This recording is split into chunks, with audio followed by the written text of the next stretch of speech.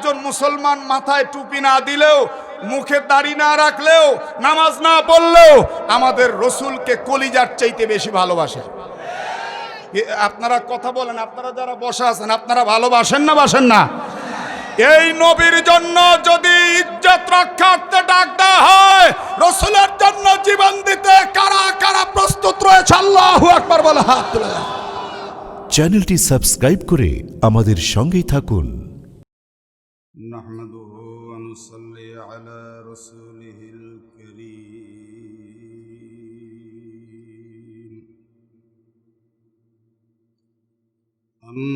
আম্মা বা'দু ফাআউযু বিল্লাহি মিনাশ শাইতানির রাজীম।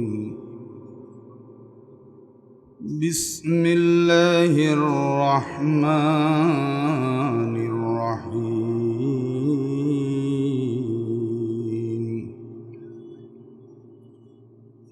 وَإِذْ قَالَ رَبُّكَ لِلْمَلَائِكَةِ إِنِّي جَاعِلٌ فِي الْأَرْضِ خَلِيفَةً قالوا أتجعل فيها من يفسد فيها ويسفك الدماء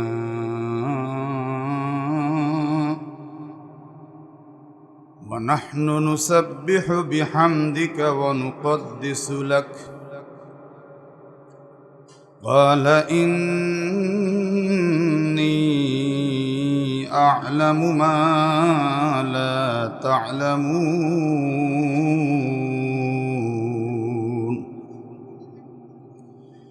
وعلم آدم الأسماء كلها ثم عرضهم على الملائكة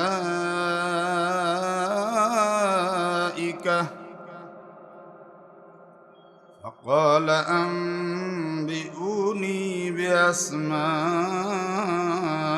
هؤلاء إن كنتم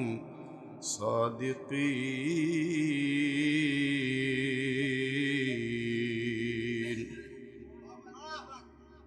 قالوا سبحانك لا علم لنا إلا ما علمتنا إنك أنت العليم الحكيم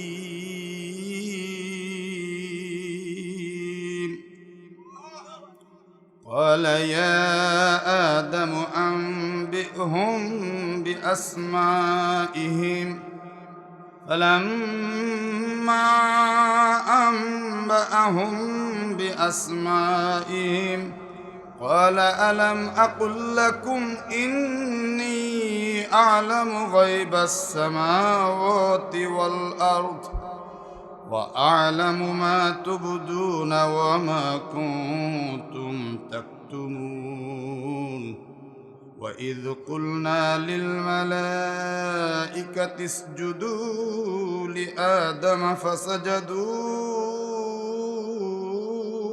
إلا إبليس أبى واستكبر وكان من الكافرين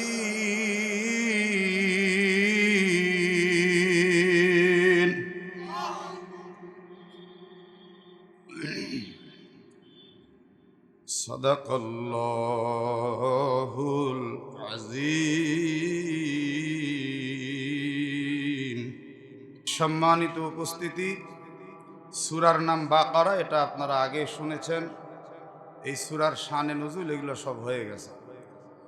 30 নম্বর আয়াতে রব্বুল আলামিন বলছেন, উযকুর ইয়া মুহাম্মদ সাল্লাল্লাহু আলাইহি ওয়াসাল্লাম وَإِذْ قَالَ رَبُّكَ لِلْمَلَائِكَةِ নবীজিগো স্মরণ করুন ওই সময়ের কথা যখন আপনার রব ফেরেশতাদেরকে বলেছিলেন, ইন্নী জাইলুন ফিল আরদি খলিফা, নিশ্চয়ই আমি পৃথিবীতে সৃষ্টি করতে যাচ্ছি খলিফা। সুবহানাল্লাহ পড়েন। খলিফা কে? এই নাম এখনো নির্ধারণ হয়নি, একটু পরে হবে। قالوا أتجعل فيها من يفسد فيها ويسفك الدماء ফেরেশতারা বললেন, আল্লাহ আপনি কি এমন কাউকে সৃষ্টি করতে যাচ্ছেন যে পৃথিবীতে ফিতনা করবে, ফাসাদ করবে, ওয়ায়াসফিকুদ দিমা, আর রক্ত প্রবাহিত করবে। ওয়া নাহনু নুসাব্বিহু বিহামদিকা ওয়া নুকদ্দিসু লাক ইয়া রাব্বাল আলামিন, আপনার তাসবিহ পাঠ আর আপনার প্রশংসা মহিমা ঘোষণা আমরাই তো করছি, আবার আপনি খলিফা কেন বানাবেন? আলা ইন্নী আ'লামু মা লা তা'লামুন।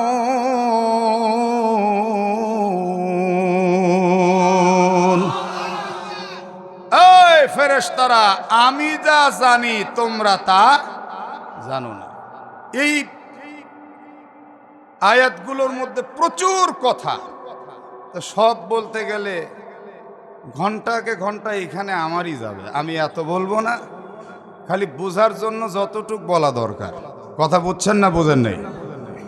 এখন শোনেন, ফেরেশতারা কেন বলল যে আপনি খলিফা এমন কাউকে বানাতে চাচ্ছেন যে এরা রক্ত প্রবাহিত করবে, ফাসাদ সৃষ্টি করবে, এই কথা কেন বললেন? আমাদের আগে এই পৃথিবীতে বসবাস করত জিন জাতি। বলেন কারা? জিন জাতি।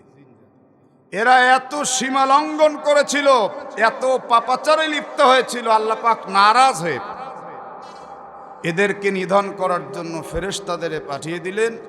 ফেরেশতারা এসে এদের মধ্যে অতিরঞ্জিত যারা করে ফেলেছে তাদেরকে হত্যা করলো, কাউকে বন জঙ্গলে, কাউকে আবার মহাসমুদ্রের বিভিন্ন দ্বীপে নির্জন এলাকার মধ্যে তাড়িয়ে দিল।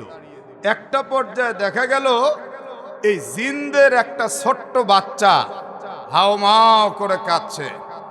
জিবরিল আমিন বললেন, কিরে তোর বাপ মা কই? বলে, আমার বাপ মা আমাকে রেখে ওরা জীবন বাঁচাইছে, আমার চিন্তাই করেনি। জিবরাইল আলাইহিস সালাম এই বাচ্চাটাকে নিয়ে জঙ্গলের দিকে তার বাপ মার কাছে ফিরিয়ে দেওয়ার জন্য যাচ্ছিলেন।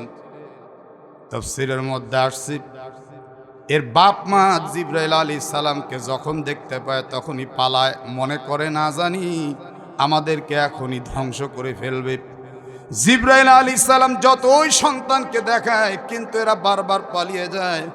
এক পর্যায়ে জিবরাইল আমিন দেখলেন না না, এরা তো নিতে অস্বীকৃতি জানালো, সন্তান কি?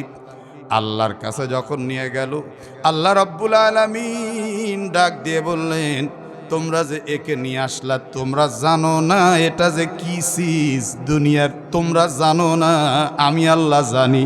সুতরাং এই চিজকে তোমরা এখানে রাখো না, 7 তবক জমিনের নিচে খাওয়া এবং শিক্ষার ব্যবস্থা করো। আচ্ছা, জমিন কয়টা?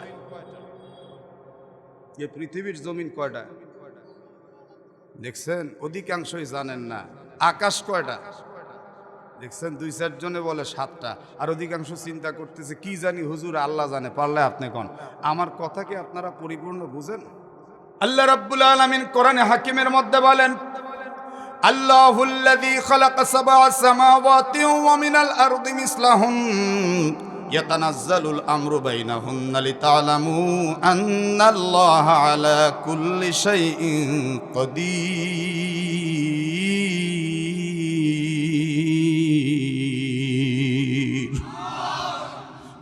আল্লাহ বলছেন আসমান 7টা, মিসলাহুন্না অনুরূপ জমিনও 7টা। সুবহানাল্লাহ বলেন। এই পৃথিবীর জমিন কয় স্তর? এবার এই শয়তানের বাচ্চাটাকে রাখলো 7ম স্তরে, সেখানে সে শিক্ষা দীক্ষা ইবাদত বন্দেগী করলো 1000 বছর। জোরে বলেন কয় হাজার বছর? তাফসীরের কিতাবের মধ্যে মূলত 2টা নাম আসছে, একটা হলো আজাজিল আর একটা হলো হারিস। অনেক অনেক জায়গা অনেক রকম আর অতিরঞ্জিত বলা হয়েছে, এই এত লম্বা বলার সুযোগ আমার নাই। এই 1000 বছর ইবাদত যখন করলো, আল্লাহ রাব্বুল আলামিন এবার ফেরেশতাকে বললেন, জমিনের 2য় স্তরে একে তোলো। দ্বিতীয় স্তরে 1000 বছর, 1000 বছর পরে আবার তৃতীয় স্তর, তৃতীয় স্তরের মধ্যেও 1000 বছর, এমন করতে করতে সপ্তম বছর সারা পৃথিবীর মধ্যে কাটতে লাগলো। সারা পৃথিবীতে সে ইবাদত করে করে কাটালো।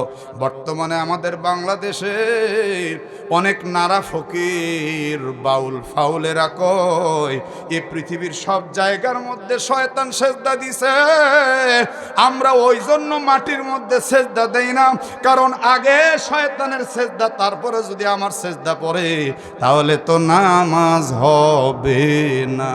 এই জন্য আমরা সেজদা না দিয়ে নামাজ না পড়ে হাতটারে একটা কাবা বানায়া কাবার উপরে সেজদা দিই। দিল কাবাতে পূজা করো বাবা, আসর খায় নাউজুবিল্লাহ পড়েন না কেন?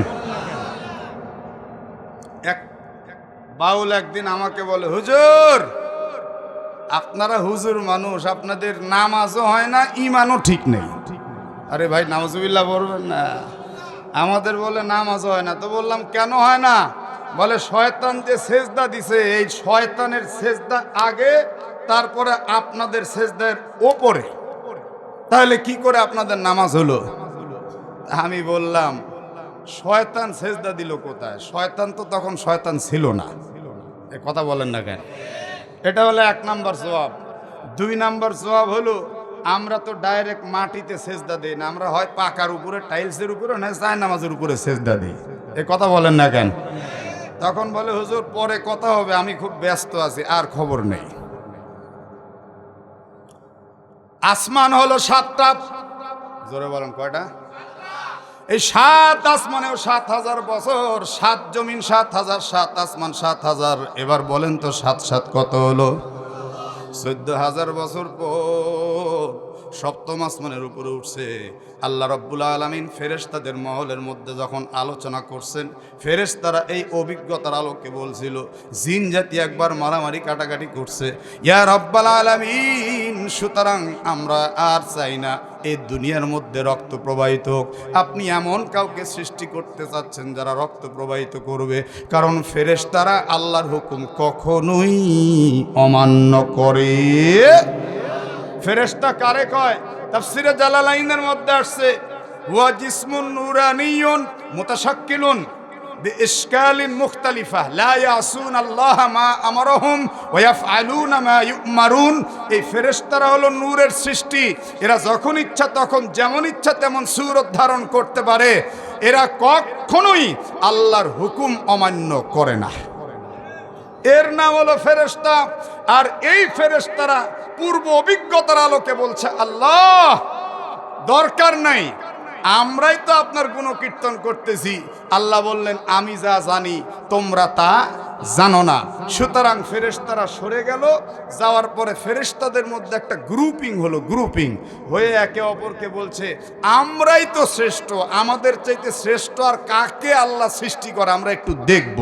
এখন আপনাদের কাছে আমার একটা প্রশ্ন, এই যে ফেরেশতাদের মধ্যে যে একটা অহমিকার ভাব সৃষ্টি হলো, শয়তান তো তখন শয়তানই ছিল না, তাহলে ফেরেশতাদের মধ্যে আবার এই অহমিকার কুমন্ত্রণা দিল কে? আমার প্রশ্ন মনে হয় বুঝেননি। হ্যাঁ বুঝি না। আরে বাবা আমি যে প্রশ্ন করছি এটা বুঝেননি? সেটাই তো বলতেছি, প্রশ্ন বুঝছেন কিনা তাই বলেন, উত্তর আছে কিনা আমি তো তা বলিনি। মানে মাইকের আওয়াজ খালি ভাসতেছে, তো আমার কিছু কথা অনেকে মিস করতেছে, বুঝতেছে না।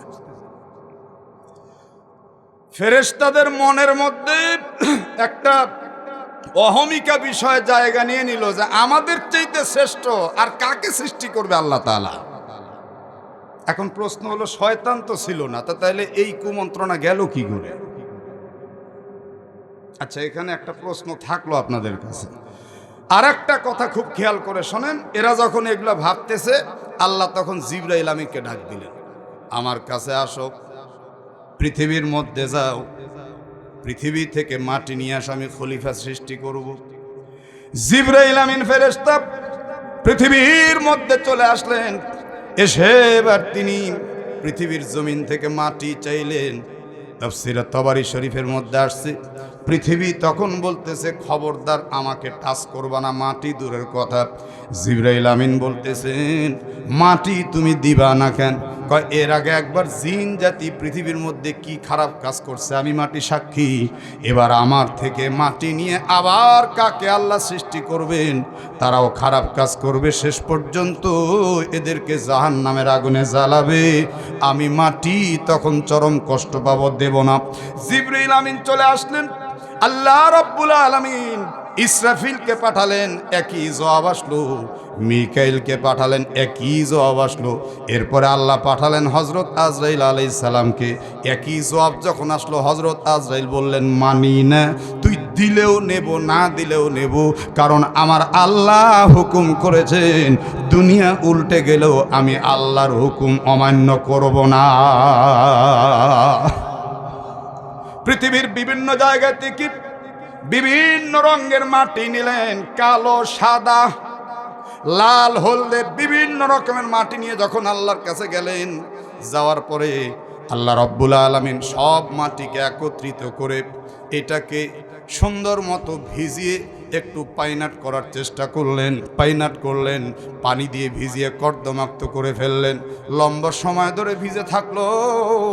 এক পর্যায়ে আল্লাহ রাব্বুল আলামিন হযরতে আদম আলাইহিস সালামের দেহ অবয়ব সৃষ্টি করলেন। এইটাকে 40 বছর পর্যন্ত একদম ফেলে রেখে দিয়েছিলেন। ঝনঝনা টনটনা হয়ে গিয়েছিল।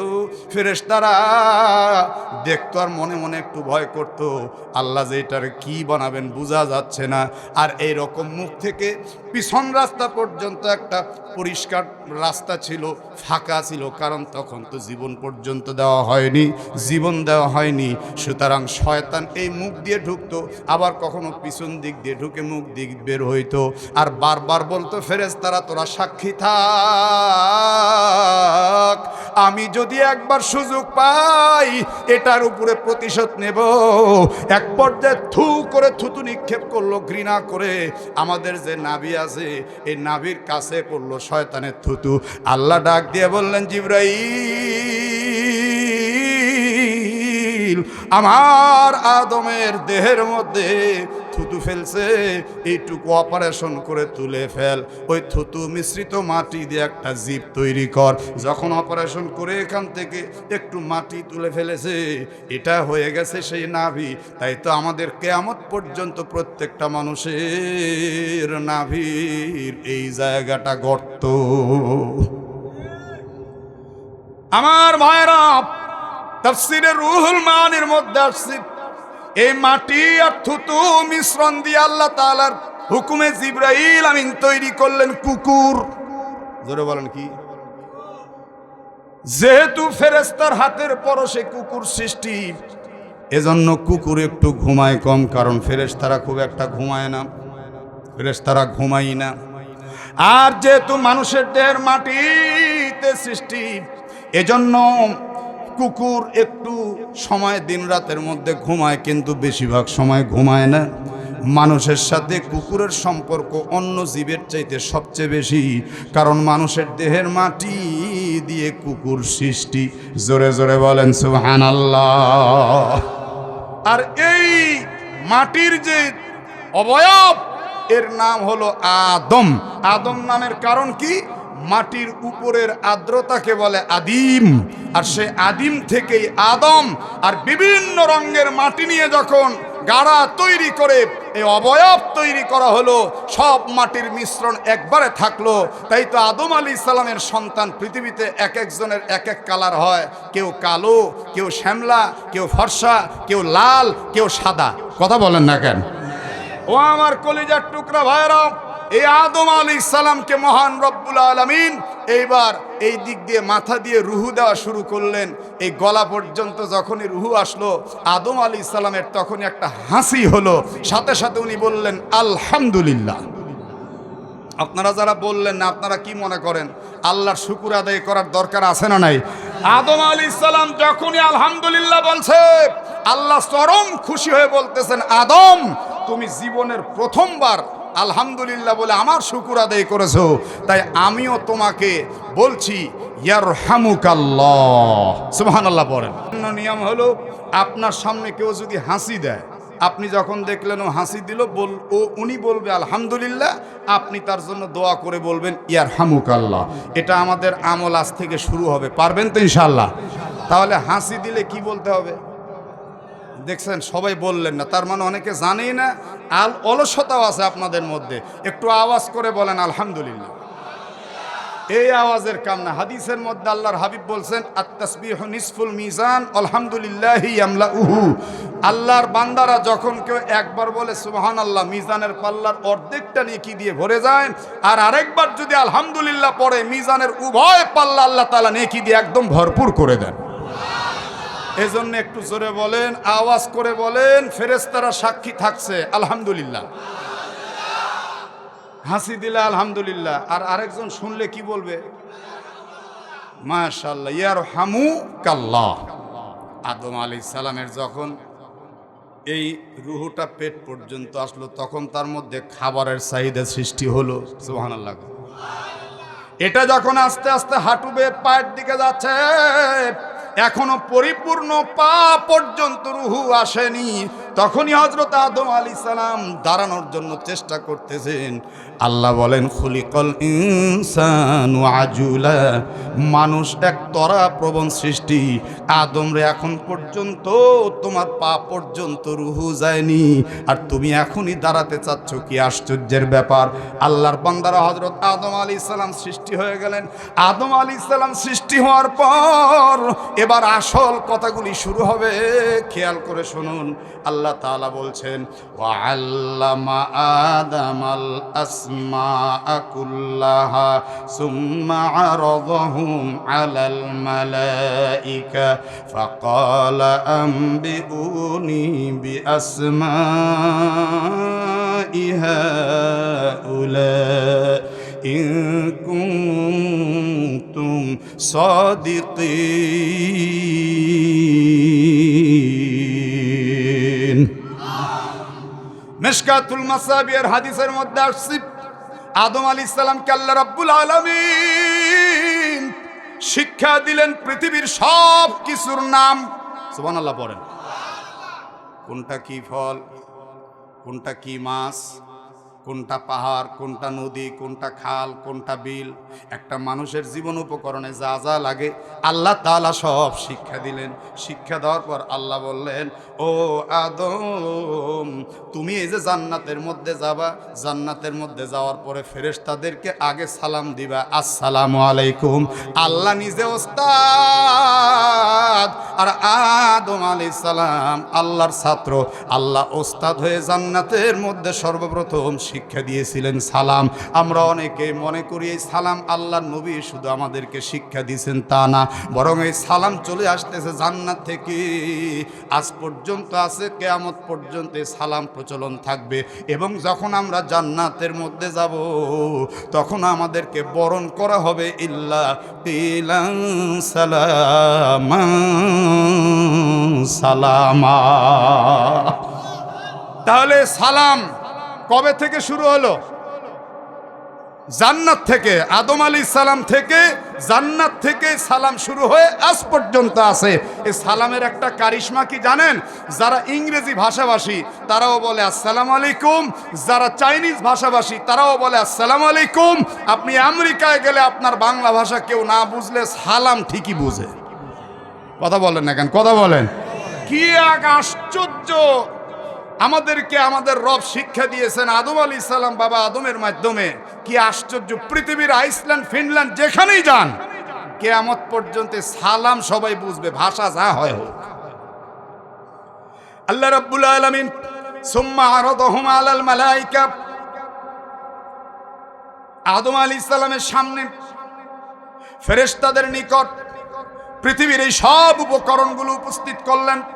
فقال أنبئوني بأسماء هؤلاء إن كنتم صادقين। আল্লাহ বলেন, ফেরেশতারা রে, তোমরা যদি তোমাদের দাবিতে সত্যবাদী হয়ে থাকো, তাহলে এই যেই সমস্ত উপকরণগুলো তোমাদের সামনে হাজির করা হলো, এই উপকরণগুলোর নাম সমূহ তোমরা বলো। ফেরেশতারা তখন একদম নিশ্চুপ হয়ে গেলেন। তারা বলল, ক্বালু সুবহানাল্লাহ সুবহানাকা লা ইলমা লানা ইল্লা মা আল্লামতানা ইন্নাকা আনতাল আলিমুল হাকীম।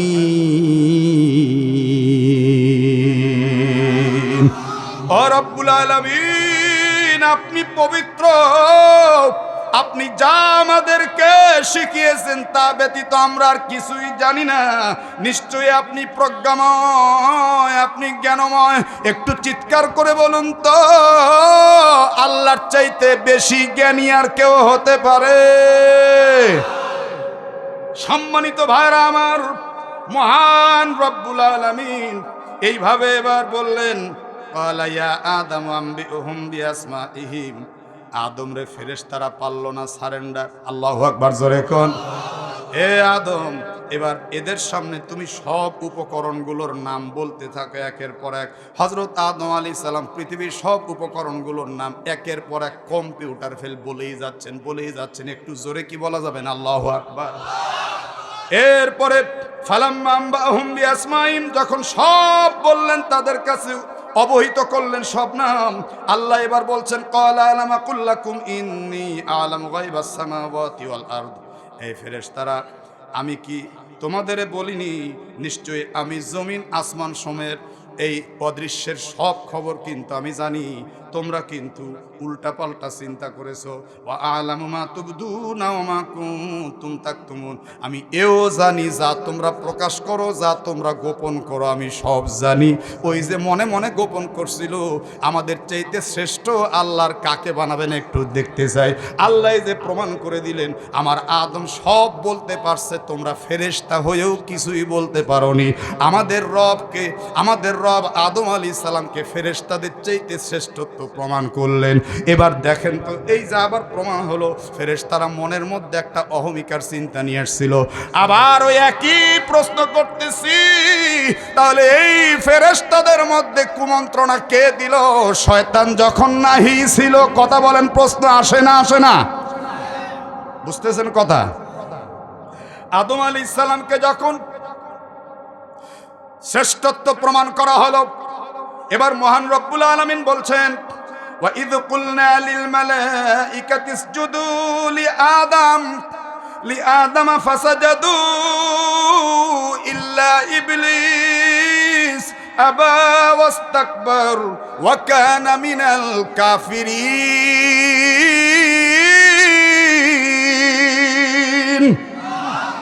আল্লাহ রাব্বুল আলামিন বললেন, আমি ফেরেশতাদের বললাম উসজুদু লি আদম, তোমরা আদমকে সিজদা করো। ফাসাজাদু, অতঃপর সবাই সিজদা করলেন। ইল্লা ইবলিস, একমাত্র ইবলিস ব্যতীত। আবা, সে অমান্য করলো। ওয়াস্তাকবার, আর সে অহমিকা প্রদর্শন করলো। ওয়া কানা মিনাল কাফিরিন, আল্লাহর হুকুম না মানার কারণে এই ইবলিস কিন্তু হয়ে গেল কাফেরদের অন্তর্ভুক্ত। একটু চিৎকার করে বলুন তো, আল্লাহর হুকুম কি কখনোই অমান্য করা যাবে? আচ্ছা, এবার একটু দাড়ি কমা দিলাম, একটু মগজটা খাটাতে হবে, খেয়াল করে শোনেন। ইবলিস সেজদা দিল না। আগে তো আর ইবলিস ছিল না, ইবলিস তো পরে হলো। কোরআনে এর দুইটা নাম আসছে, একটা হলো ইবলিস আর একটা হলো শয়তান। কথা বলেন, একটা কি? আরো জোরসে বলুন। শয়তান। আর একটা জোরে বলেন, আর একটা কি নাম? আরেকবার। আচ্ছা, কেউ কি কখনো কারোর সন্তানের নাম শয়তান রাখছে? ইবলিস রাখছে? তার মানে এটা একটা ঘৃণিত। কথা বলেন না কেন? এখন প্রশ্ন হলো, ও যখন সেজদা দিল না, তখন তো মনে করেন আল্লাহ তাআলা রেগে গেলেন। কি কথা বলেন না কেন? তো ও যে সেজদা দিল না, ও তো 14,000 বছর আগে ইবাদত করে আসছে, ফেরেশতাদের মহলের মধ্যে থাকছে। তো ও যখন সেজদা দিল না, তাইলে ও কুমন্ত্রণা কে দিল? তাই তো আমাদের দেশের নারা ফকির যারা আছে, বাউল সাহেবরা যারা আছে, এরা বলে শয়তান যখন নাহি ছিল তারে কুমন্ত্রণা কে দিল? এর উত্তর কি আপনাদের জানা আছে? হ্যাঁ, হয়তো আপনারা অনেকে চিন্তা করতেছেন, আদম হাওয়ার কেসা তো আমরা জানি। আরে ভাই, জানার মধ্যে যে কত কিছু লুকিয়ে আছে, এই আদম হাওয়ার কাহিনীর মধ্যেই আমাদের দেশের অনেক আউল ফাউল বাউলরা স্টেজে উঠে কোরআনের বিরুদ্ধে উল্টাপাল্টা বক্তব্য দেয়। কথা বলেন না কেন? তাহলে দুইটা কথা থাকলো, ফেরেশতাদের কুমন্ত্রণা কে দিল? শয়তান যখন ছিলই না, তো শয়তানকে কুমন্ত্রণা কে দিল? দেখেন আর একটা প্রশ্ন জাগে, আল্লাহ কাকে সেজদা দিতে বললেন? জোরে বলেন কাকে? হযরতে আদম আলাইহিস সালামকে সেজদা দিতে বললেন। আমাদের দেশে এমন অনেক মানুষ আছে এটার অপব্যাখ্যা করে। আমাদের নাটোরে কিছু হিন্দু আমারে দেখলে সালাম দেয়, আসসালামু আলাইকুম হুজুর। মাঝে মাঝে সন্তানদেরকে নিয়ে এসে আবার আল্লাহর কালাম দিয়ে ফু দেওয়ায় নাই, বিশ্বাস করে কোরআন দিয়ে ফু দিলে জ্বর ভালো হবে। আলহামদুলিল্লাহ পড়েন না কেন? একটা হিন্দু বিশ্বাস করে, কিন্তু অনেক মুসলমানে বিশ্বাস করে না যে আলহামদু করে ফু দিলে রোগ ভালো হতে পারে। কথা কন না কেন? হিন্দুর বিশ্বাস আছে, কিন্তু অনেক ক্ষেত্রে অনেক মুসলমানের বিশ্বাস নষ্ট হয়ে গেছে। সকালবেলা বাজারের ব্যাগ হাতে করে রওনা দিয়েছি, বাজার করব। হঠাৎ করে আমার সে পরিচিত হিন্দু পিছন থেকে আসসালামু আলাইকুম। আমি চমকে উঠছি, গিরে পিছন থেকে কে? কারণ আমার নবী বলছেন সালাম দিতে হবে সামনাসামনি। পিছন থেকে যদি কেউ সালাম দেয় তাহলে তো সেই লোকটা চমকে উঠতে পারে। কথা বলেন না কেন? কারণ মানুষের দৃষ্টি কোথায়? সামনের দিকে।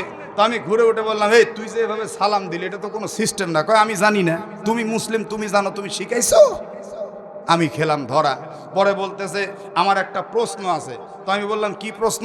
কয় আমি তোমাদের কোরআন স্টাডি করে প্রশ্নটা পাইছি। আমি আশ্চর্য হয়ে গেলাম, একটা হিন্দু কোরআন স্টাডি করে। বলিস কি? তুই কেমনি স্টাডি করলি?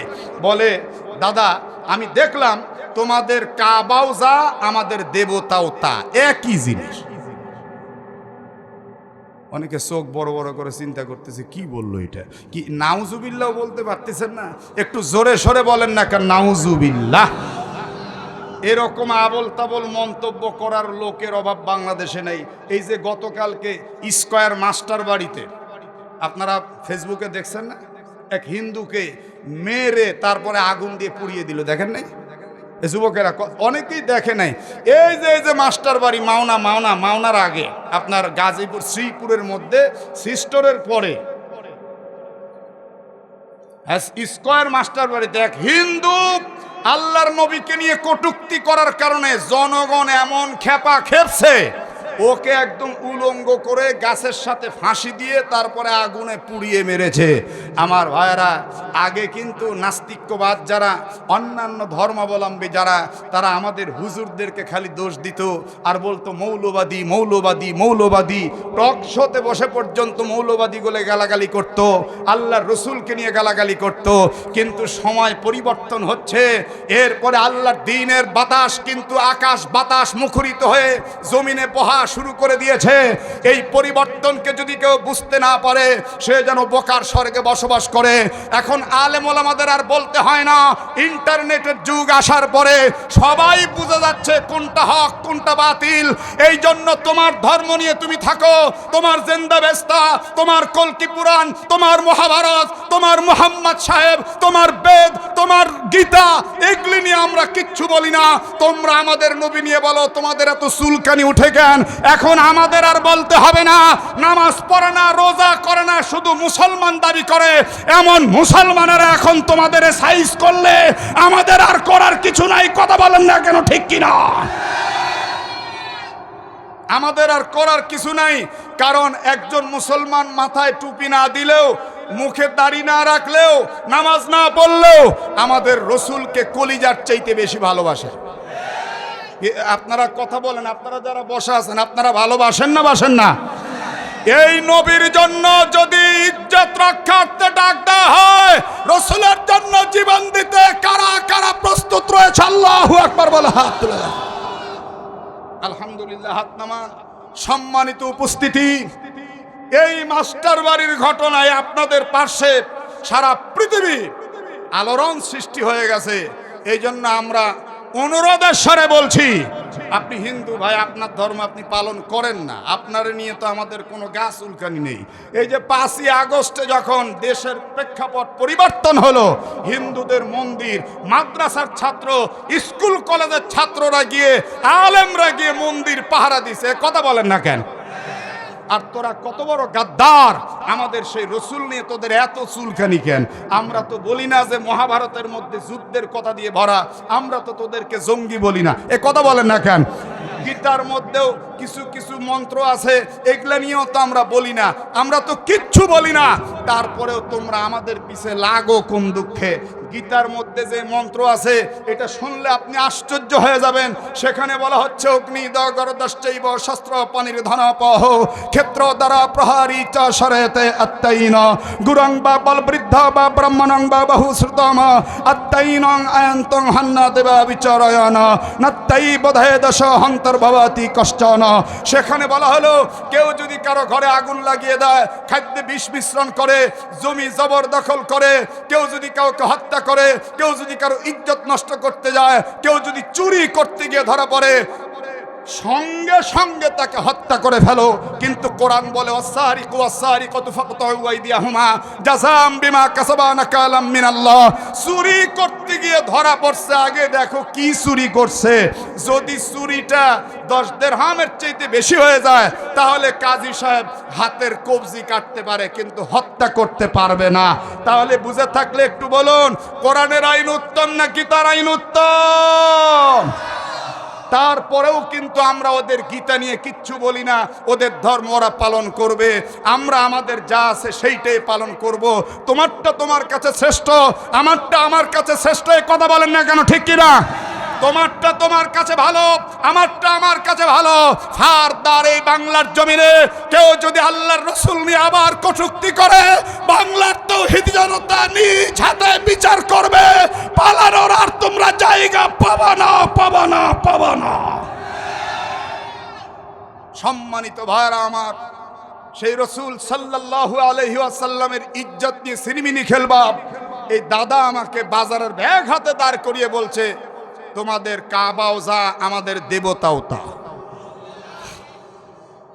সম্মানিত ভাইরা আমার, আমি তখন বললাম, তুই কিভাবে বুঝলি কাবার দেবতা একই? বলে আমি তোমাকে বুঝিয়ে দিচ্ছি, আপনারাও শোনেন খেয়াল করে। বলে এই দেবতা আমরা মাটি দিয়ে বানাই। বললাম হ্যাঁ।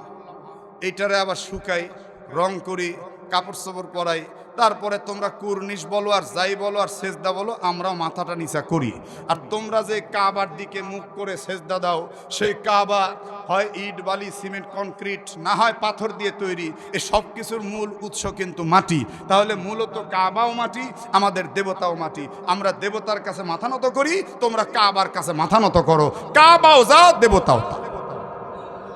আচ্ছা নাউজুবিল্লাহ তো বললেন, আপনাদের এখানে পশ্চিম কোন দিকে? এই দিকে।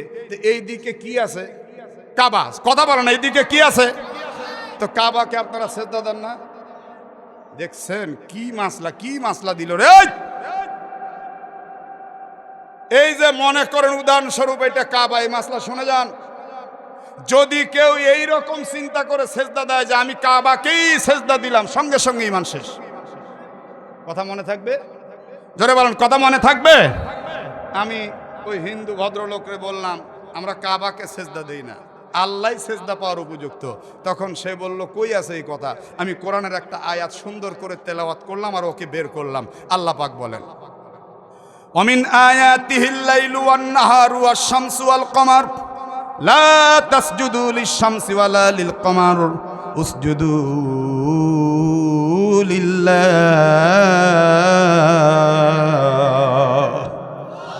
আল্লাহ বলেন, রাত আর দিন, সূর্য আর চন্দ্র, এগুলো আমার নিদর্শন। বিধায় তোমাদের সেজদা সূর্যের জন্য হবে না, তোমাদের সেজদা চন্দ্রের জন্য হবে না। উসজুদু লিল্লাহ। একটু জবান খুলে আল্লাহর বান্দারা চিৎকার করে বলুন তো, একমাত্র সেজদা পাওয়ার উপযুক্ত কে?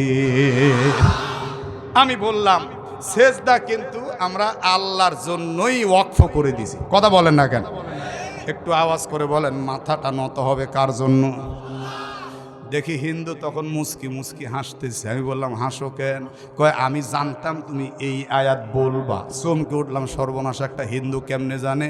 তখন সে কয়, সূরা বাকারার মধ্যে তো আর একটা আয়াত আছে, এটার কি ব্যাখ্যা করবা তোমরা? আল্লাহ রাব্বুল আলামিন বলেন, ওয়ালিল্লাহিল মাশরিকু ওয়াল মাগরিব ফাআইনামা তুওয়াল্লু ফাসাম্মা ওয়াজহুল্লাহ।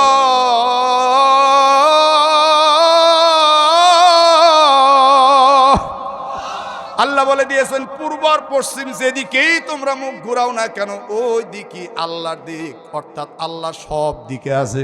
এবার হিন্দুয়ে কয় তোমরা তো কাবাকে সেজদা দাও না, আল্লাহকে সেজদা দাও। তোমাদের কোরআন বলতেছে আল্লাহ পশ্চিমে আছে, আল্লাহ পূর্বে আছে, আল্লাহ উত্তরে আছে, আল্লাহ দক্ষিণে আছে। তোমরা তাহলে একদিন নামাজ পড়বা পূর্ব দিক ফিরে, একদিন নামাজ পড়বা পশ্চিম দিক ফিরে, একদিন নামাজ পড়বা উত্তরে, একদিন নামাজ পড়বা দক্ষিণে। কারণ আল্লাহ তো চারদিকে আছে, চারদিক ফিরে নামাজ না পড়ে শুধুমাত্র কাবার দিকে মুখ করো কেন? প্রশ্ন ঠিক আছে না নাই? জবাব তো আমি দিব, আপনারা কি প্রশ্ন বুঝতে পারছেন? আল্লাহ কি খালি কাবার দিকে না সব দিকে? এই পিছনে যারা বসে আছেন এক আওয়াজে বলে দেন আল্লাহ কি খালি একদিকে না সব দিকে? মানে হিন্দু আমাকে প্রশ্ন করতেছে তোমরা কাবাকে সেজদা দাও না তো খালি একদিকে ঢিপাও কেন? জানা আছে প্রশ্নের উত্তর? আচ্ছা, তাহলে এই আর একটা প্রশ্ন থাকলো, আর আগে একটা প্রশ্ন গেছে। শয়তান যখন নাহি ছিল, ফেরেশতা আর ইবলিসকে কুমন্ত্রণা কে দিল? মনে আছে না নাই? এখন আর একটা প্রশ্ন দাঁড়িয়ে গেল, আল্লাহ আছে সব দিকে, আমরা কেন শুধু কাবার দিকে? বুঝতেছেন না? আচ্ছা, এবার আসেন, আল্লাহ তাআলা আদম আলাইহিস সালামকে সেজদার হুকুম দিলেন। আমাদের দেশের নারা ফকিররা বলতেছে এই আদমকে যেহেতু আল্লাহ সেজদার হুকুম দিছে সেহেতু তোমরা পীরের পায়ে সেজদা দাও। একটু জবান খুলে বলেন একমাত্র সেজদা পাওয়ার উপযুক্ত কে? আল্লাহ তো এক মানুষ আর এক মানুষকে সেজদা দিতে বলেননি। আল্লাহ তাআলা ফেরেশতাদেরকে বলছেন সেজদা দিতে। কথা কন না কেন, ঠিক কি না? প্রশ্ন তো কোরআনে আছে, তোরা অযথা পেঁচাসকে কথা কন না কেন? আমার সাথে বলেন পেঁচাসকে। হ্যাঁ, পেঁচ দিস না রে বাবা, আমরা আর কিছু বলতে পারতেছি না। এখন জনগণ খেপছে, উল্টা পাল্টার করিস না, যা কর্ম করে খাচ্ছিলি ওটা করেই খা, জানিস না যা তা নিয়ে পেঁচাল পারিস না। এ কথা কয় না রে যুবকেরা, কথা কও না কেন? যা জানিস না তা নিয়ে পেঁচাল পারিস না। লিখতে কলম ভাঙ্গে, কোরআনের আয়াত কয় সুন মন বক মন ইমিউন ফাউম লায়ারে জুন, নাউজুবিল্লাহ কোন কোরআনের আয়াত কয়। শয়তানের ঘরের শয়তান জীবনে কোনোদিন আউযুবিল্লাহ জানে না, কোরআনের আয়াত বলে। এইবার এই যে শয়তান যে আপনার সেজদা যে দিল না, এর কারণ কি? কারণ আছে না নাই? আমার ভাইরা, অনেক লম্বা আমার একটা আলোচনা ভাগে পড়েছে, তো আমি পুরা কারণ সব বলতে না পারলেও সূরা সদের এই ৭৫ নম্বর আয়াতটা আপনাদের বলি। আল্লাহ বললেন ক্বালা ইয়া ইবলিস, হে ইবলিস, মা মানাকা আন তাসজুদা লিমা খলাকতু বিয়াদাইয়া, আমার দুই হাত দিয়ে যে আদমরে আমি বানাইলাম, সৃষ্টি করলাম, কিসে তোমাকে নিষেধ করলো সে আদমকে সেজদা দিতে? বলো তুমি কেন সেজদাটা দিলে না? হে ইবলিস, আস্তাকবারতা, তুমি কি অহমিকা প্রদর্শন করলে?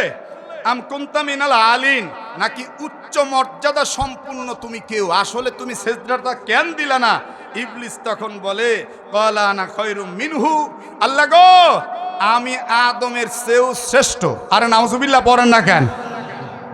খলাকতানি মিন নার, আমাকে সৃষ্টি করা হয়েছে আগুন থেকে, খলাকতাহু মিন তিন, আর আদমের সৃষ্টি হলো মাটি থেকে। সুতরাং আমি সেজদা করব এটা প্রশ্নই আসে না। আল্লাহ বলেন ক্বালা ফাখরুজ মিনহা ফাইন্নাকা রাজিম, এই শয়তান তুই এখান থেকে বিতাড়িত হয়ে যা। একটু চিল্লা কর না কেন? আল্লাহু আকবার। আল্লাহ রাব্বুল আলামিন যখন বলে দিলেন বিতাড়িত হয়ে যা, এরপর আল্লাহও বলছেন ওয়া ইন্না আলাইকা লানাতি ইলা ইয়াউমিদ্দিন, তোর উপরে আমার লানত ইলা ইয়াউমিদ্দিন, বিচার দিবস পর্যন্ত, কিয়ামত পর্যন্ত। ক্বালা রব্বি ফাআনজিরনি ইলা ইয়াউমি ইউবাসুন, এবার শয়তান বলছে আল্লাহ উত্থানের দিন পর্যন্ত আপনি আমাকে অবকাশ দেন, আমার হায়াত বাড়িয়ে দেন। আল্লাহ বলেন ক্বালা ফাইন্নাকা মিনাল মুনজারিন, আমি তোকে উত্থান দিবস পর্যন্ত অবকাশ দিলাম, যাদেরকে আমি অবকাশ দিয়েছি তাদের আওতাভুক্ত তোকেও করলাম। ইলা ইয়াউমিল ওয়াক্তিল মালুম, নির্দিষ্ট একটা সময়সীমা পর্যন্ত। ক্বালা ফাবিইজ্জাতিকা লাউগবিয়ান্নাহুম আজমাইন, এবার আল্লাহ বলেন, এবার শয়তান বলছে আমি তোমার ইজ্জতের কসম করে বলছি আমি সবাইরে একদম পথভ্রষ্ট করেই ছাড়ব। ইল্লা ইবাদাকা মিনহুমুল মুখলাসিন।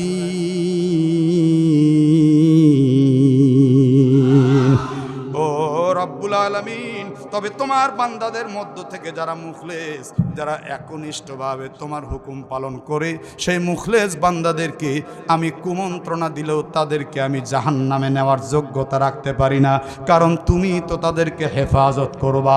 একটু চিৎকার করে বলুন তো, একমাত্র আমাদের হেফাজতের মালিক কে? তাহলে শয়তান কিন্তু অহমিকা প্রদর্শন করলো, সে আগুনের সৃষ্টি। মহান রব্বুল আলামিন এবার বলে দিলেন, وقلنا يا آدم اسكن أنت وزوجك الجنة وكلا منها رغدا حيث شئتما। আদম রে, তুমি জান্নাতে বসবাস করো। আদম আলাইহিস সালামের একটু ক্লান্ত ভাব, জান্নাতের মধ্যে উনি মাত্র একা। আল্লাহ তাআলা আদম আলাইহিস সালামের চোখের মধ্যে একটু ঘুম দিয়ে দিলেন। ঘুম দিয়ে দেওয়ার পর আদম আলাইহিস সালামের বাম পার্শ্ব থেকে নিজ কুদরত দিয়ে নিজেই অপারেশন করে একটা হাড় থেকে তিনার স্ত্রী আম্মাজান, আমাদের আম্মাজান হাওয়া আলাইহিস সালামকে সৃষ্টি করলেন। আদম আলাইহিস সালামের ঘুমটা ভেঙে গেল। অনিন্দ সুন্দরী হাওয়ার দিকে তাকিয়ে বলে, কে গো, আমি তো তোমাকে ঘুমানোর আগে দেখলাম না। হযরতে হাওয়া আলাইহিস সালাম মুস্কি হাসতে হাসতে বললেন, আমি আপনার অর্ধাঙ্গিনী। হযরতে আদম আলাইহিস সালাম যখন কাছে যেতে চায়, আল্লাহ রাব্বুল আলামিন বলেন, আদম ব্রেক। সুবহানাল্লাহ পড়েন। এইখানে একটা অবান্তর রেওয়ায়াত আমাদের অনেক বক্তারাও বলে। মুফতি আব্দুল মালিক সাহেব হুজুর হাফিজাহুল্লাহ তাআলা এসব হাদিস নয়, এই কিতাবটাতেও লিখেছেন, মাসিক আল কাউসারেও লেখা হয়েছে। বিভিন্ন হাদিসের ইমামরাও এ হাদিসের কোনো অস্তিত্ব খুঁজে পাননি। আমি আজকেও একটু মন্থন করেছি, আমাদের বড় বড় মনীষীরা পর্যন্ত বলেছেন। দেখবেন কসাসুল কোরআন সহ বিভিন্ন বই পুস্তকে লেখা আছে, হযরত আদম আলাইহিস সালামের মহারানা ছিল 11 বার দরুদ পড়া। সুবহানাল্লাহ তো পড়লেন, কিন্তু এটার অস্তিত্ব নাই। কথা বুঝছেন না? বুঝেন এই কথার কি নাই? অস্তিত্ব নাই, অস্তিত্ব নাই। এটা আমার কথা না। মুফতি আব্দুল মালিক সাহেব হুজুরকে চিনেন না আপনারা? উনার বই পুস্তক এবং আপনার মাসিক আল কাউসার, এগুলা বড় বড় মনীষীরা হাতিয়ে এটার কোনো অস্তিত্ব পায়নি। কিন্তু আমাদের বড় বড় মুফাসসিরিনে কেরাম এবং ডক্টরেট ডিগ্রিধারীরাও আমি শুনলাম এই ওয়াজ করতেছি ইউটিউবে। কথা বুঝতেছেন না? এখন আপনারা বলবেন, তাহলে কি বিয়ে হয়নি? আল্লাহ জানে। জোরে কোন, কে জানে? কিভাবে কি হলো আমাদের রব জানে। এক মুফাসসির আবার দেখতেছি খুতবা বলতেছে, বলে আল্লাহ নিজেই কুদরতি জবান দিয়ে খুতবা বলল। কিন্তু ঘটনা হচ্ছে, আল্লাহ যে খুতবা বলল, এটা কোন হাদিসে কিভাবে কি অবস্থায় আছে এইটা আমার বলার সাধ্যের বাইরে। ও আমার ভাইরা, তবে এখানে একটা কথা হলো, আমরা যখন জান্নাতে যাব আমাদেরকে হুর দিবে কমপক্ষে 72টা। জোরে কোন, কয়টা? আরেকটু জোরে কোন। প্রশ্ন হচ্ছে, তাহলে কি 72টা হুরের সাথে আমাদের 72 বার বিয়ে হবে? এটা একটা প্রশ্ন কিনা বলে? আমাদের কি 72 হুরের সাথে 72 বার বিয়ে হবে? যদি না হয় তাহলে কিভাবে আমরা হুর নিয়ে বসবাস করব? এগুলি আল্লাহ জানে। ওই জগতের খবর জানে কে? একটু জোরে বলেন না, কে জানে? সম্মানিত ভাইরা আমার, আমি আর বেশি ব্যাখ্যা দিতে চাই না। হযরতে আদম আলাইহিস সালামের মহারানার ব্যাপারে যে কথা এসেছে, এইটা যদিও একটা উল্টা কথা, কিন্তু দুনিয়ার হাইসিয়তে আমাদের স্বামী স্ত্রীর মধ্যে মহারানার ব্যবস্থা আছে না নাই? একটু কি জোরে বলা যাবে মহারানা দেওয়া ফরজ না সুন্নাত? যারা বলল না তাদের মধ্যে ভেজাল আছে। কথা কয় না কেন? এখন যদি বলি হাত তোলেন কে কে মহারানা দিছেন, তাহলে দেখবেন অধিকাংশ চিন্তা করবে ধরা খাবো, দরকার নাই। রে আল্লাহর বান্দারা, আমাদের দেশে মোটা অঙ্কের মহারানা বাঁধা হয়, কিন্তু বিয়ের সময় 1 টাকাও দেয় না, খালি একটা নগদে নাক ফুল দেয়। আর বাসর ঘরে যাওয়ার আগে কয়, খবরদার আগে যেন বাসরে যাস না, আগে স্ত্রীর কাছ থেকে মহারানা মাপ নিয়ে নিবি। কোরআনুল কারীমের আয়াতের মধ্যে আসছে, স্ত্রী যদি স্বেচ্ছায় মাফ করে দেয় সেইটা ভিন্ন ভিন্ন কথা, কিন্তু আপনি যায় কৌশল করে মাপ নিচ্ছেন। আর স্ত্রী তখন বাসর ঘরে বলতেছে সংসার যেহেতু করাই লাগবে মাফ করে দিলাম। স্বামী বলে মোল্লারা না বলে টাকা দিয়ে কোনোদিন সংসার হয় না, মনের মিল কিন্তু বড় মিল। স্ত্রী তখন বলে ঠিক আছে আল্লাহর হস্তে মাফ করে দিলাম। 3 বছর পরে যদি সেই স্ত্রীকে কেউ তালাক দেয়, আগে কিন্তু মহারানায় দাবি করে, তো মাফ হলো কি করে? আচ্ছা বলেন তো, যে মাপ দেয় সে বড় না যে মাপ চায় সে বড়? আমার কথা মনে হয় বুঝেননি। আমি ধরেন আপনার কাছে মাপ চাইলাম, আপনি আমাকে মাপ দিলেন, তো চাওয়া বড় না দেওয়া বড়? যুবকেরা কথা কয় না কি? আচ্ছা, এখন স্ত্রীর কাছে মাপ চাইলো স্বামী, এবার ভালো করে কোন স্বামী বড় হলো না বউ বড় হলো? দেখছেন আওয়াজ কমে গেছে, তার মানে চিন্তা করতেছে থুক্কু আমি তো চাইছিলাম রে মাপ। এখন আপনি বুঝেন গা, আপনি যে স্ত্রীর কাছে ছোট হলেন বাসর রাত্রে, ওই স্ত্রী আপনাকে তাহাজ্জুদের মুহূর্তে ওজুর পানি গরম করে দিবে না, শ্বশুর শাশুড়ির সাথে ভালো আচরণ করবে না। এ কথা বলেন না কেন, ঠিক কিনা? মরদ বেটা চাওয়াল যদি হতো বউয়ের কাছে মাপ চাওকে, কথা কয় না রে। এখানে অবিবাহিত যুবক কে কে আছে? একটা করে হাত দেখি দেখি তো। যারা বিয়ে করছে, মন খারাপ কে রে? হাত তোলো। তুমিও তো বিয়ে করো নাকি? শরম রে বাবা রে।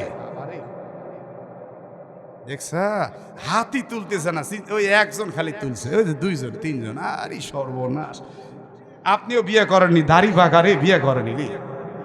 আসলে বিয়ে করছে নাকি ভাই? বিয়ে করছে? তো বিয়ে করছেন আবার হাত তুলেন মানে আরেকটা করবেন নাকি? 4টা পর্যন্ত তো জায়েজ আছে, এ কথা বলেন না কেন?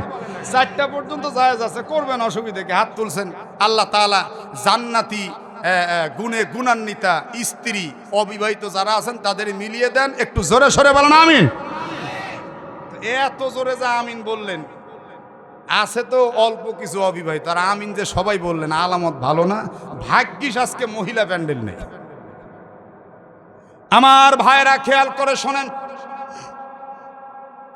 হযরত আদম আলাইহিস সালাম এবার যখন স্বামী স্ত্রী বসবাস করতে লাগলেন, আল্লাহ তাআলা একটা নির্দেশনা দিলেন, ওয়ালা তাকরাবা হাযিহিস শাজারাতা ফাতাকুনা মিনাজ জালিমিন। আল্লাহ রাব্বুল আলামিন বললেন, রে আদম, তোমরা 2 জনে জান্নাতে খাইবা থাকবা। অকুলনা ইয়া আদম উসকুন আনতা ওয়া যাওজুকাল জান্নাতা অকুলা মিনহা রাগাদান হাইসু শিতুমা। তোমরা 2 জনেই জান্নাতের যেখান থেকে ইচ্ছা সেখান থেকে যা মন চায় তাই খাইবা, স্ত্রী নিয়ে বসবাস করবা। খবরদার ওই গন্ধম গাছটার কাছেও যাবা না। যদি গন্ধম গাছের কাছে যাও ফলে তাহলে তোমরা জালিমদের অন্তর্ভুক্ত হয়ে যাবে। খবরদার গন্ধম গাছের কাছে গিয়ে গন্ধমটা খাইবা না। এখানে একটা সহিহ হাদিসের কথা আপনাদেরকে না বলে পারছি না।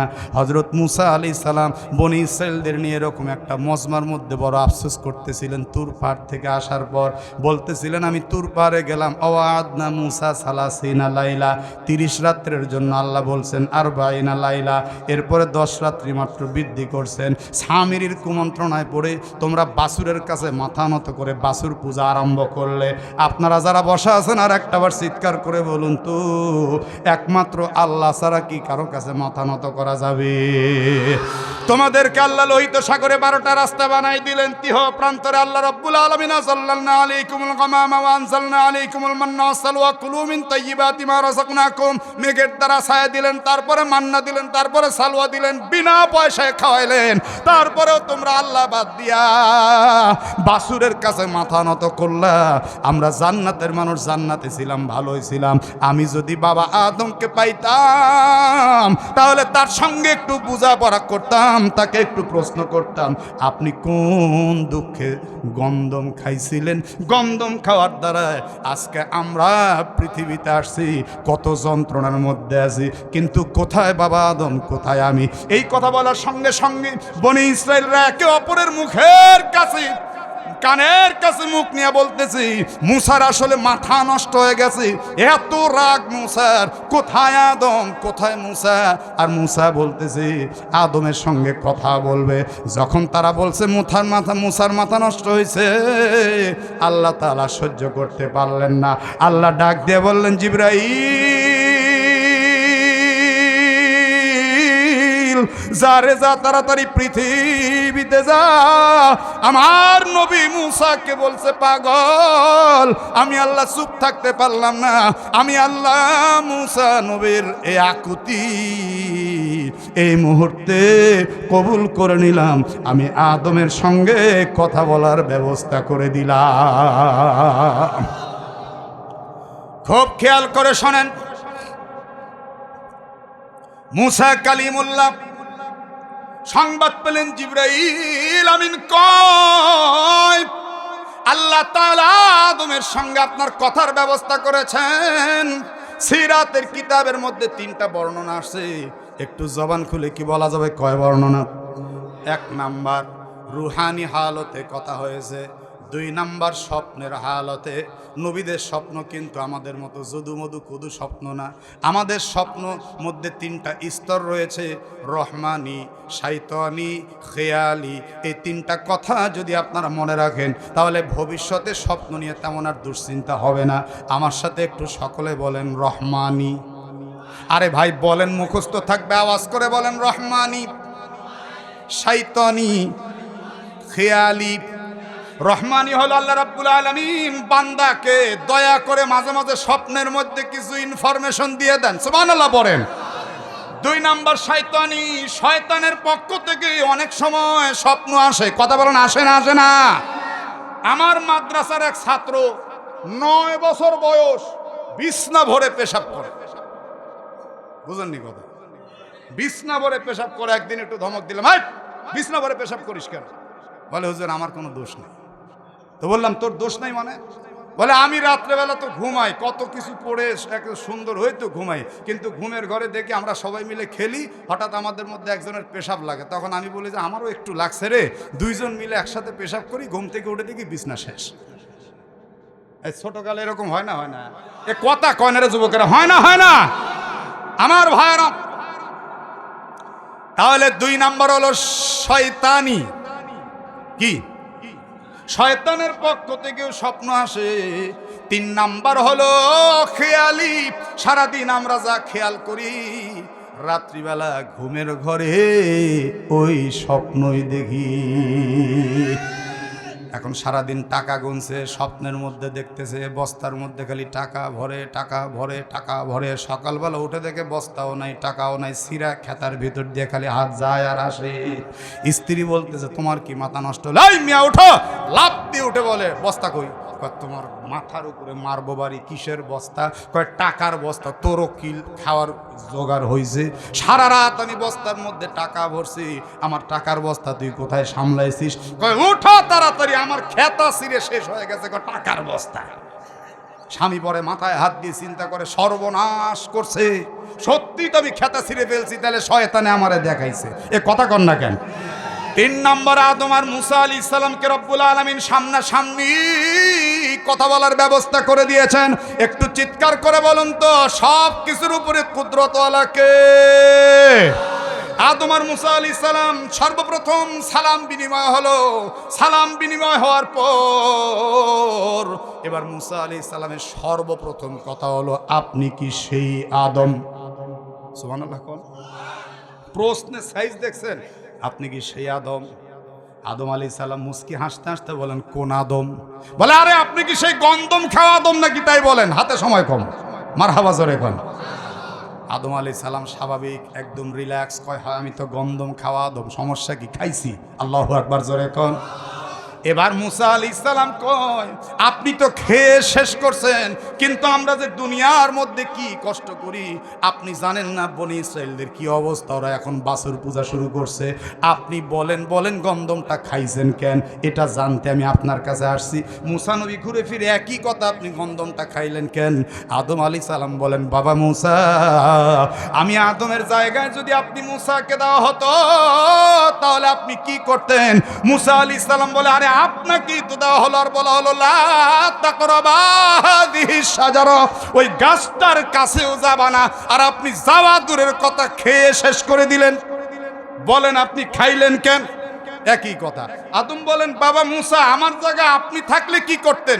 বলে, আপনার জায়গায় যদি আমি থাকতাম আর আল্লাহ যদি বলতেন জান্নাতের যথা ইচ্ছা তথায় যাও, যা ইচ্ছা তাই খাও, পান করো, খবরদার ওই গাছটার কাছেও যাবে না।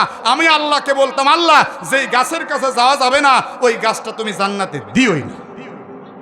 সুবহানাল্লাহ, জোরে কোন আল্লাহ, তুমি ওই গাছটা জান্নাতে দিওই না। আদম আলাইহিস সালাম চিন্তা করলেন, সর্বনাশ, এই মুসা তো কঠিন চালাক। এই চালাক আর বুদ্ধিমানের একটা ব্যবধান আছে না নাই? একটা যুক্তি দিলে খুব ভালো করে বুঝবেন। আপনার ব্ল্যাকবোর্ডের মধ্যে মাস্টার সাহেব অঙ্ক বুঝাচ্ছেন, বলছেন, এই ছাত্ররা, এক হালি কলার দাম 4 টাকা হলে 20 হালি কলার দাম কত হবে? একজন চালাক ছাত্র আস্তে আস্তে দাঁড়াচ্ছে, অন্যান্য বুদ্ধিমান ছাত্ররা হাতের করে গুনতেছে, 1 2 3 4 5 6 7 8 9 10।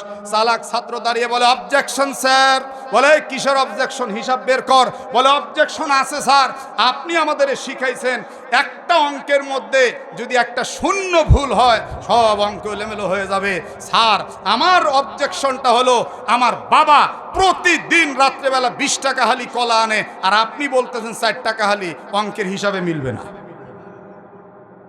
বলে, আরে বাবা, এটা একটা সূত্র মনে কর তুলে ধরলাম, তুই এত পেঁচাচ্ছিস কেন? বলে, না স্যার, বাজার দর করেন। বলে, বাজার দর মানে? 20 টাকা 25 টাকা করেন, তারপরে অঙ্ক হবে। একটু জোরে সরে বলেন না মারহাবা। বলে, ঠিক আছে, মনে কর 20 টাকা হালি 10 হালি কলা। এবার বলতেছে, স্যার আর একটা প্রশ্ন আছে। বলে, কি? কলাটা কাঁচা না পাকা? আশ্চর্য, কাঁচা পাকার সমস্যা কি? সংখ্যা ঠিক থাকলে তো হলো। কয় না, কাঁচা কলার দাম কম, পাকা কলার দাম বেশি। আপনি আগে ক্লিয়ার করেন। কয়, মনে কর পাকা কলাই। আমার ভাইরা, এটা হলো চালাক। জোরে বলেন, এটা কি? কলিজার টুকরা ভাইরা আমার, হযরত মুসা আলাইহিস সালাম যখন এই কথা বললেন, গাছটা আমি দিতে নিষেধ করতাম, সঙ্গে সঙ্গে আদম আলাইহিস সালাম বললেন, বাবা মুসা, আপনার উপরে কোন কিতাব আল্লাহ নাজিল করছেন? বলে, তাওরাত। বলে, তাওরাতের মধ্যে আমি আদমের খবর কি পাইছেন? বলে, একদম জান্নাতের সৃষ্টি থেকে নিয়ে দুনিয়ার তওবা পর্যন্ত আমি সব খবর পাইছি। এবার আদম আলাইহিস সালাম বললেন, তাহলে কি গন্ধম খাওয়ার খবর পাইছেন? বলে, হ্যাঁ, তাও পাইছি। মুসা, তাহলে আর একটু আমাকে বলুন, এই যে গন্ধম খাওয়ার খবরটা আপনি পাইলেন, আমি আদমের সৃষ্টি আগে নাকি তাওরাতকে আল্লাহ তাআলা লিপিবদ্ধ করছেন আগে? বলে, আদম রে, ও বাবা আদম, আমি কিন্তু জানি এই খবরটা, আপনাকে অবশ্যই বলছি শুনুন। আল্লাহ তাআলা আদমকে সৃষ্টি করার 40 বছর আগে তাওরাতকে লিপিবদ্ধ করেছেন। আদম আলাইহিস সালাম মুস্কি হাসতে হাসতে বললেন, বাবা মুসা, আমি আদমের যখন সৃষ্টি হয়নি, আমার অস্তিত্বহীনতার আগে 40 বছর আগে তাওরাতকে আল্লাহ তাআলা লিপিবদ্ধ করেছেন।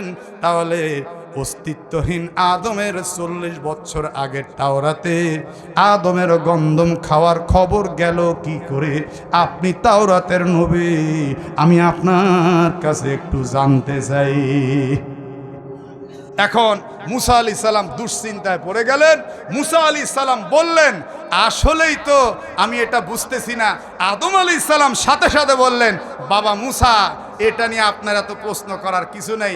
আল্লাহর রাসূল বলেন, বাবা আদম বিজয়ী হলেন, মুসা আলাইহিস সালাম চুপ থাকলেন। সুবহানাল্লাহ, জোরে কোন।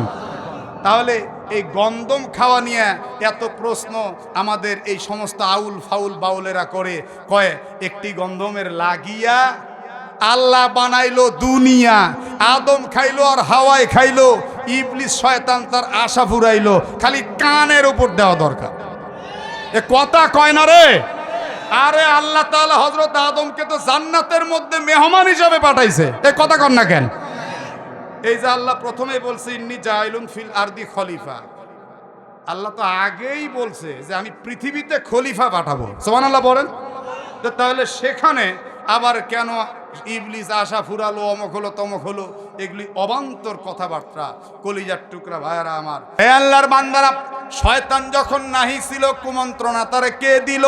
আসলে ওই যে শয়তানের বাপ মাকে পৃথিবী থেকে বিদায় করে দেওয়া হয়েছিল, এটাই শয়তানের মনের মধ্যে একটা দাগ কেটেছে। আমার বাপ মা যেই দুনিয়ার মধ্যে ছিল আমি ছিলাম, ওই দুনিয়ার মধ্যে আদম যাবে, আমি তাকে সেজদা দিব না, দিব না। কথা কি বুঝছেন না বুঝেন না? ও আমার ভাইরা, ফেরেশতাদের দিলের মধ্যে এই চিন্তা কেমন করে আসলো? আমাদের চাইতে শ্রেষ্ঠ কেমনে হয় আমরা একটু দেখব। আসলে ফেরেশতাদের মনের মধ্যে এই চিন্তা শয়তানও ঢুকায়নি, কারণ শয়তান তো তখন ছিল না। ফেরেশতারা সদা সর্বদা আল্লাহ তাআলার তাসবিহ আর গুণকীর্তন করত। এখান থেকে ফেরেশতারা চিন্তা করলো আমাদের চাইতে শ্রেষ্ঠ আবার কাকে আমাদের আল্লাহ তাআলা বানাবে। রে আল্লাহর বান্দারা, আল্লাহ রাব্বুল আলামিন এবার বলছেন فأزلهما الشيطان عنها فأخرجهما مما كانا فيه। অতঃপর শয়তান তাদের উভয়কেই জান্নাতে পদস্খলন ঘটিয়ে ফেলল।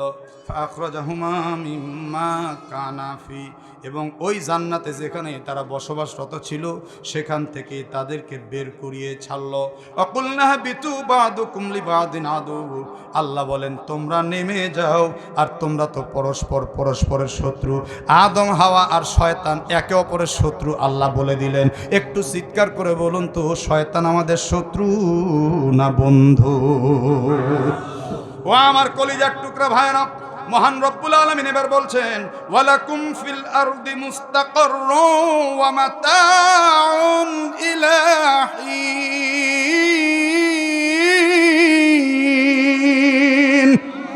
আল্লাহ বলেন পৃথিবীতে তোমাদের জন্য জীবন সামগ্রীর ব্যবস্থা আমি আল্লাহ নির্দিষ্ট সময়ের জন্য করে দিলাম। ফাতালাক্কা আদামু মির রাব্বিহি কালিমাতিন ফাতাবা আলাইহি। অতঃপর আদম আলাইহিস সালাম, হাওয়া আলাইহিস সালাম সবাইকে আল্লাহ তাআলা পৃথিবীর মধ্যে পাঠিয়ে দিলেন। পৃথিবীতে আসার পর একটা পর্যায়ে হযরত আদম আলাইহিস সালাম আল্লাহর কাছ থেকে কিছু কালেমা শিখে নিলেন আর আল্লাহর কাছে একটু ক্ষমা চাওয়া শুরু করলেন। এই দোয়াটা আপনারা সকলে জানেন, আমার সাথে সাথে একটু সকলে জবান খুলে বলুন রব্বানা। বলেন রব্বানা যালামনা আনফুসানা ওয়া ইল্লাম তাগফির লানা ওয়া তারহামনা লানাকুনান্না মিনাল খাসিরিন।